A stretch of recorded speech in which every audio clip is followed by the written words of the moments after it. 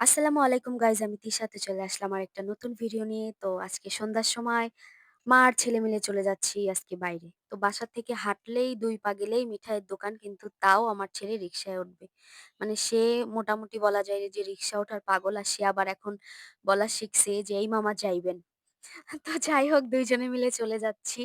আর সে রিক্সায় উঠে প্রচুর পরিমাণে গল্প করতেছে, বলতেছে, "এই দেখো, সেই দেখো", মানে আশেপাশে যা আছে সেগুলো আরকি বলে। নতুন, নতুন কথা বলা মানে পুরোপুরি শিখলে যা হয় আরকি।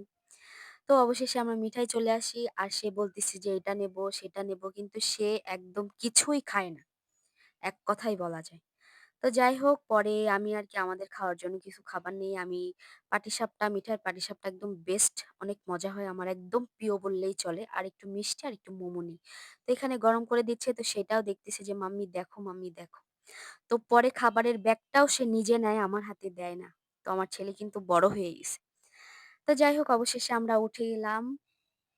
আরেকটা কথা, আপনার যে যেখান থেকে আমার ভিডিওটা দেখতেছেন না কেন, Facebook থেকে দেখলে অবশ্যই ফলো করবেন, লাইক, কমেন্ট, শেয়ার করবেন। YouTube থেকে দেখলে অবশ্যই সাবস্ক্রাইব করতে ভুলবেন না। তো এই যে আমরা ২ জনে মিলে এখন গল্প করতে, করতে চলে আসছি। সে আবার দেখাচ্ছে যে কি, কি করতিছে।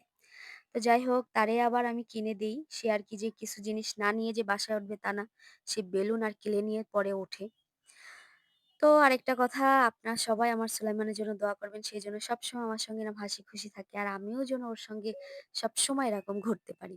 আর সে মাশাআল্লাহ দিলে কত সুন্দর এখানে হাসি দেয়। হাসিটা অনেক সুন্দর লাগে। তো সবাই মাশাআল্লাহ বলবেন।